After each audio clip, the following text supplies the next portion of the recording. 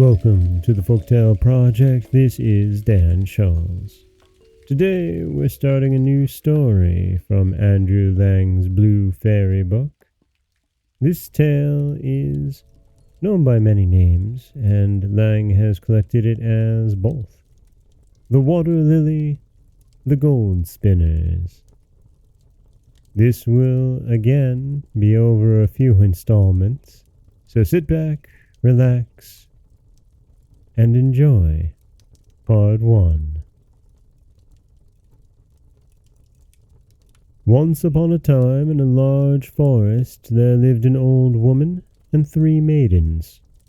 They were all 3 beautiful, but the youngest was the fairest. Their hut was quite hidden by trees, and none saw their beauty but the sun by day, the moon by night, and the eyes of the stars. The old woman kept the girls hard at work from morning till night, spinning gold flax into yarn, and when one distaff was empty, another was given them, so they had no rest. The thread had to be fine and even, and when done, was locked up in a secret chamber by the old woman, who twice or thrice every summer went a journey. Before she went, she gave out work for each day of her absence, and always returned in the night, so that the girls never saw what she brought back with her. Neither would she tell them whence the gold flax came, nor what it was to be used for. Now, when the time came round for the old woman to set out on one of these journeys, she gave each maiden work for 6 days, with the usual warning, "Children, don't let your eyes wander, and on no account speak to a man, for if you do, your thread will lose its brightness, and misfortunes of all kinds will follow." They laughed at this oft-repeated caution, saying to each other, "How can our gold thread lose its brightness? And have we any chance of speaking to a man?" On the 3rd day after the old woman's departure, a young prince hunting in the forest got separated from his companions and completely lost. Weary of seeking his way, he flung himself down under a tree, leaving his horse to browse at will, and fell asleep. The sun had set when he awoke and began once more to try and find his way out of the forest.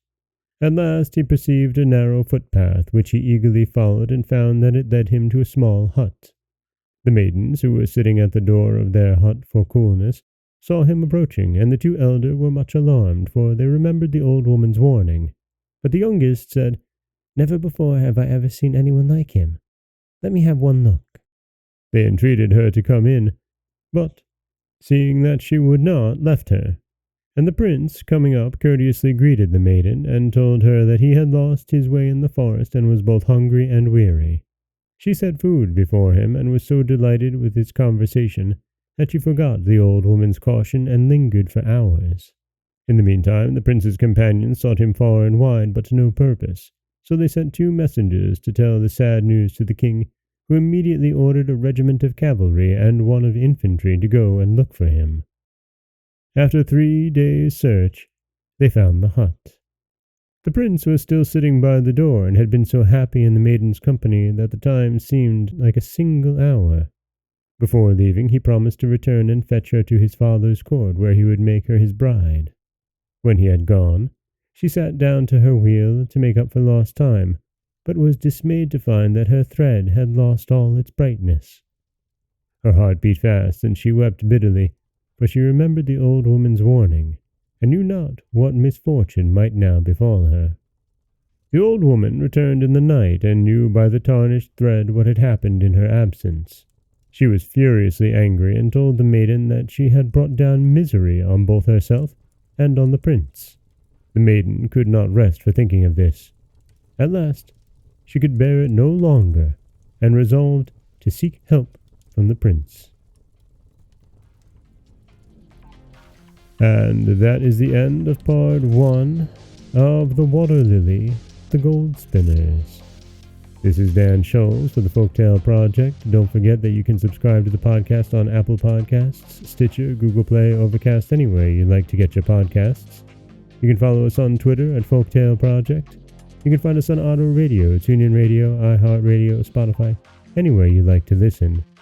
And you can always head over to folktaleproject.com, where you'll find a new story waiting for you every Monday, Wednesday, and Friday.